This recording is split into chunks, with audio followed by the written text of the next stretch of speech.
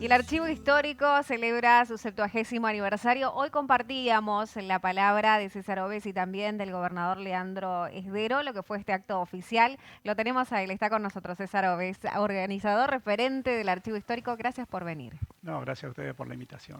70 años. Contanos un poco también de esta trayectoria, esto que involucra a todos, porque todos pasamos alguna vez para buscar algo por allí, ¿no? Sí, el archivo histórico fue creado en 1954, 25 de septiembre, por iniciativa de Monseñor José Alumni. Ujú.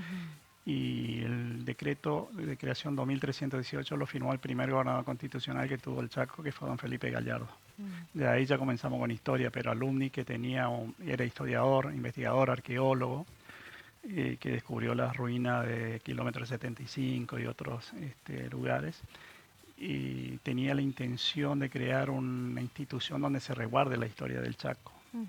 Es así que se concreta el 25 de septiembre de 1954, lo que él venía ya buscando crearlo. Y fue esta la idea que él tuvo de que se resguarde la historia del Chaco. ¿Por qué? Porque cuando éramos territorio nacional del Chaco, la documentación que se generaba iba al Ministerio, a la Nación, al Ministerio del Interior. Ujú. En mi caso particular, como director, yo me ocupo de uno de mis políticas, de mis ejes de gestión. Yo hace 8 años que estoy a cargo de la institución y 33 años de carrera, es decir, Sí. 33 años trabajando en la institución. Y en los 8 años que yo me quedé a cargo, comencé a buscar documentos que tengan valor histórico para traerlos a la institución, Ujú. porque nuestra misión es rescatar documentos que tengan, no todo documento, yo hago hincapié en esto, que no todo documento que sea antiguo tiene valor. Mm. Podemos tener una nota, un expediente que tengan 80, 90, 100 años, Sí. pero el contenido le da el valor. ¿Qué El ven contenido ustedes es... al encontrar estos archivos? Nosotros tenemos, yo si bien soy museólogo, tengo 33 años de antigüedad, como te decía, y Ujú. tengo ya mucha experiencia con documentos y en el archivo. Sí. Y tenemos un equipo de archivistas, licenciados, historiadores, que son los que van y verifican la documentación antes de que ingrese a la institución y ellos le dan la valoración. Ujú. Me tramita a mí un informe, yo evalúo el informe y así recibimos la documentación. Por eso te decía, no todo lo que es antiguo tiene el mismo valor. Lo que es valor para la histórica lo saben ellos, lo sé yo, muchas veces he ido yo a Sí. buscar los documentos, a verificar qué servía y qué nos sirve. Y si bien nosotros tenemos documentos en soporte papel, tenemos fotografías, tenemos Ujú. cerca de 56.837 fotografías, tenemos diarios, la prensa que es nacional, del año 1784. ¿Qué es lo más relevante que hayan tenido o sepas vos que hay allí en el archivo histórico? Y Algo que sepas o te venga a la mente de decir, bueno, tenemos nosotros allí algo que es algo referente o si representante me para la sociedad. preguntas como noticia que impacte, Ujú. una noticia es algo efímero, algo que salió y Sí. terminó, no tiene continuidad. Una noticia, por ejemplo, que yo expuse esto en un congreso de historia en Sáenz Peña, es el duelo de ex gobernadores de Chaco, que fue Pantaleón Gómez. ¿Por qué? Porque los gobernadores que venían no eran elegidos en la época del territorio, no eran elegidos en el Chaco. Sí. Venían, los mandaban de Buenos Aires, elegía el Poder Ejecutivo, el PEN, Poder Ejecutivo Nacional, con aprobación del Congreso. Y Ujú. estaban 2 años en función, con posibilidad de estar 2 años más. Y estuvo Pantaleón Gómez y Mansilla, y se ve que la disputa se produjo, Mansilla heredó el gobierno de Pantaleón Gómez y la disputa se produjo acá en esta tierra y se batieron a duelo en Buenos Aires. Mira. Mansilla lo mata de un tiro en el pecho a Ujú. Pantaleón Gómez. Siempre me llamó esa noticia, yo la escaneé cuando era becado. Yo entré en el año 91, cuando era Ujú. becado lo escaneé y lo tenía y empecé a investigar. Conseguí cartas que me han mandado del Archivo General de la Nación Sí. y fui armando todo una exposición con cartas del momento, publicaciones del momento. En- lo volví más rico a la historia Sí. y fue muy Para saber el atrayente. Eso fue contexto también el que había contexto pasado. porque se armó. Sí. Si era mucho más profundo, había mucha diferencia, no tanto, si bien Pantaleón Gómez era una persona muy noble, muy sagaz, Ujú. pero había un conflicto político en cambio Mansilla era lo que se dice hoy, lo que se dijo lo que se decía antes, el dandy de Buenos Aires. Hijo de militar, militar él, y bueno, ahí hubo en juego el honor, y el honor se salvaba a través de duelos. Eso es lo que más me impactó, pero documentos antiguos todos los días se descubren. Nosotros tenemos muchísimos documentos que por falta de por ahí de tiempo que se van buscando y aparecen en otras cajas, por ahí no están bien seleccionadas, que se hicieron en otros momentos. ¿Por qué? Porque el documento hay que clasificarlos, ordenarlos, identificarlos, que es un proceso técnico archivístico. En la identificación se evalúa en qué caja va a ir y se hace el fichaje y la guía. Y aparecen muchas documentaciones. Y te puedo mencionar que dentro de los rescates que hice, y esto lo menciono como un logro, porque me costó 10 meses de gestión, es pasar documentos históricos judiciales para nuestro archivo. Esos estaban en el archivo general del Poder Judicial. Y me llevó 10 meses, ¿por qué? Porque intervienen los dos poderes. Nosotros pertenecemos al Poder Ejecutivo y el archivo del Poder Judicial, obviamente, al Superior Tribunal, al presidente del Superior Tribunal. Ir y venir en la gestión de que sí, de que no, y explicarles a las autoridades por qué el valor documental. Y bueno, trajimos 56 cajas, autorizados obviamente, porque sale por resolución firmado por los 5 integrantes, jueces integrantes del Superior Tribunal de Justicia. Y trajimos 56 cajas, entre ellos todas lo que corresponde a bandidos rurales, que son lo que más llama la atención y lo que más buscan. Te puedo mencionar Isidro Velázquez, Claudio Velázquez, Vicente Gauna, Pato Piola, Mate Cocido, el Calabrés, todos los tenemos ahí. Y dentro de eso, conjunto de documentos, series, el término archivístico de las series que trajimos, están 3 expedientes de Napalví, que no sabíamos. Pero cuando yo me senté a hacer un catálogo, con la lista que me hicieron mi personal, para hacer el catálogo, para difundirlo, aparecen 3 documentos sobre Napalpí y uno sobre el informe del hecho acaecido el 20 de julio de 1924, que fue la masacre de Napalpí, justo en el proceso del juicio. Es decir, ya habíamos presentado cerca de 9 o 10 documentos que fueron sacando del archivo. El proceso de búsqueda empezó en el 2014.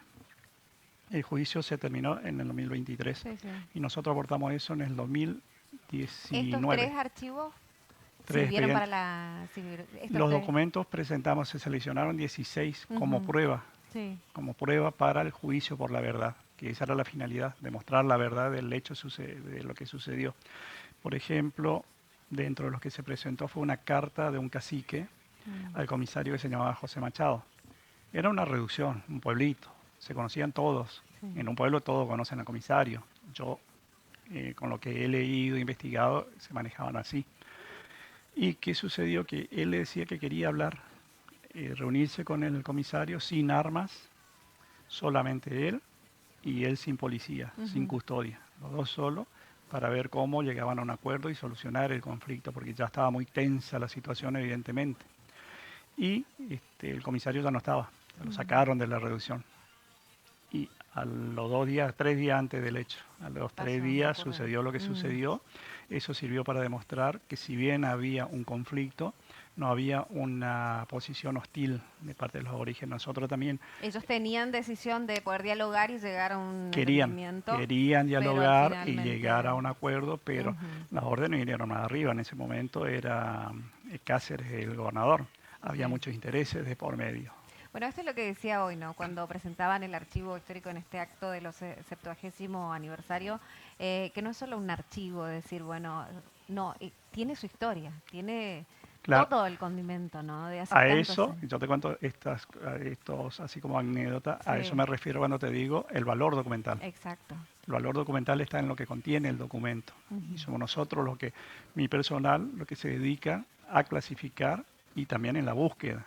Yo lo que hago es rescatar, voy viendo, ¿por qué? Porque si bien obtenemos originales hoy por hoy del Poder Judicial, que estoy eternamente agradecido, es muy difícil que se desprendan de documentos originales. Y te decía hoy que los documentos que se generaban en la época del territorio nacional se mandaban al Ministerio del Interior. A mí me costó muchísimo, me fui al archivo de la defensa, de la prefectura, de la aduana, al archivo del Congreso, al archivo del Ejército, y no encontraba esa documentación que hacían a la historia de Chaco de 1884 al 51. Si bien acá hay muchos, se Ujú. quedaron muchos documentos, Sí. muchos que son infinitos, están en Buenos Aires. Y estaban en el archivo, en un congreso que participé hablando con no con la directora, con la jefa del departamento de archivo intermedio, me comenta. Mm. Y yo le digo que andaba hasta esto, pero si nosotros lo tenemos, le digo. Y yo había averiguado en el Archivo General de la Nación y desconocían, Ujú. porque estaba en el Archivo Intermedio, Archivo General de la Nación, hoy está en Parque Patricio, en ese momento estaba LEM 246 y el Archivo Intermedio en Paseo Colón 1045, varias cuadras de ahí del Archivo General. Pero así conseguí también cerca de 94 expedientes sobre Napalpí, me dan Mira. digitalizado Sí, sí. antes de que consiga lo que conseguí en el Poder Judicial, en el archivo del Poder Judicial. Hoy por hoy tenemos una serie completa de lo que es Napalpí, con lo que traje de Buenos Aires Ujú. y con lo que conseguimos acá. Siempre aparece, siempre, nunca damos por finalizado. Siempre puede aparecer documentos sobre la misma temática. Hay gente que llega al lugar, usted nos contaba que va y concurre y llega a los espacios a poder tratar de seguir ampliando su información. Pero hay gente que va con los archivos de, me imagino, de cosas que le han pasado, de recortes que haya tenido. Sí, claro, claro, sí, Ujú. permanentemente buscan. Uno que siempre se busca son edictos. Mm. Nosotros tenemos diarios te decía, de 1784, con la colección de la prensa. Se hicieron 3 libros sobre Formosa y sobre Corrientes, que venían investigadores al archivo. El de Formosa venía todos los martes. Estaba desde las 7 de la mañana hasta las 19 horas. Mira. Cuando sucede, nosotros tenemos mediodía, pero cuando hay consultantes, usuarios que necesitan o que vienen muy lejos. Hemos tenido a fines del año pasado, una usuaria de Francia. Ujú. Me acuerdo la ciudad de Francia, no era de París, era de una... Y obviamente yo no le puedo decir cerramos 12:30. Mm. Entonces dejaba un personal que le asista a la tarde. Esa investigadora estuvo cerca de 5 días. Entonces, para esa persona, sí tenemos la diferencia. No es un privilegio, es un servicio que nosotros brindamos. Lo mismo pasa con las personas que vienen del interior, el que viene de Pampa del Indio, de Pampa del Infierno, que tienen que salir a la madrugada, llegan acá a las 10 de la mañana, tienen 2 horas nomás para investigar. Sí. Si se contactan conmigo con tiempo, yo ya organizo para que se les siga atendiendo. Ujú. Si podemos retirarnos, pero queda el usuario con el personal que lo va asistiendo. Es el servicio que nosotros brindamos. Después por la pandemia, algo que se quedó ya para siempre, si bien a muchos de mis compañeros que trabajan hay que decir, no convencerlos, pero sí hacerlo entender de que el servicio por las redes no se va más. Ujú. Se utilizó en pandemia. ¿Y por qué? Porque cuesta mucho investigar.